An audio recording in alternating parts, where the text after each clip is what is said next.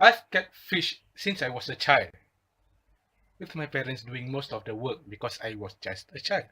My first experience with fish keeping was with a climbing perch, belonged to my late grandmother. That fish didn't last long with us because we soon returned it to her after it jumped out of its container. The container that contained the fish was at one end of the kitchen, and the fish was meters away from the container. So I thought it was dead. So I called my father. I called my father. I went to my father. I alerted him. I told him that the fish was on the floor. My father simply picked the fish, plopped it into the container, and it swam like it's still alive. Like there. It's still alive. It turned out that Anubis, that is the Latin name for climbing perch, can survive out of water for a long period. And they have spines on their operculum, that is their gill covers. Why do they have spines? So that it is to help them move on the ground. Their gill covers help them anchor on their spot as they push themselves up using their fins. I've been cautioned not to hold anubis because apparently they are spiny. I thought people were talking about their dorsal fin because the dorsal fin is also spiny. It looks spiny. So I do not want to harm myself. I do not want to risk myself injured and whatnot. I thought they were venomous. Now, when mentioned fish keeping, I believe most of us picture a person staring at goldfish swimming in circles in a bowl. Now, let me tell you this.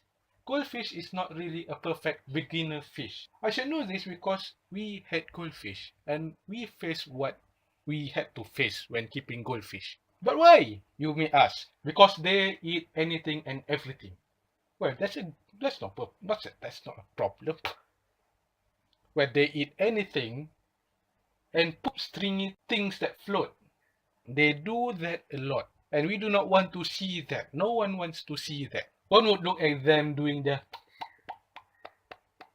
at the water surface and assume this goldfish, they are hungry. Poor souls. Let me here, have some more pellets. And before they knew it, the container is dirty and smelly, and it is in need of change. I would also like to point out that keeping goldfish in a bowl is not sufficient. It's not a good idea. It's a bad idea. It's a terrible idea. It's best to keep them in a large enough tank with a good filter system, considering the amount of waste they produce. So, if you want to start fish keeping, I'd recommend cheap guppies or mollies. They're small. They eat mosquito larvae and small bugs. And best of all, they don't poop stringy floaty things. If you are lucky enough, they may breed. And they don't just lay eggs.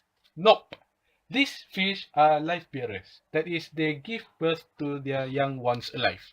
Just like mammals. So it's like having a small whale in an aquarium or something. Why did I say that? Of course, I need to caution here that the parents, they have cannibalistic tendencies. And they might gobble up the babies.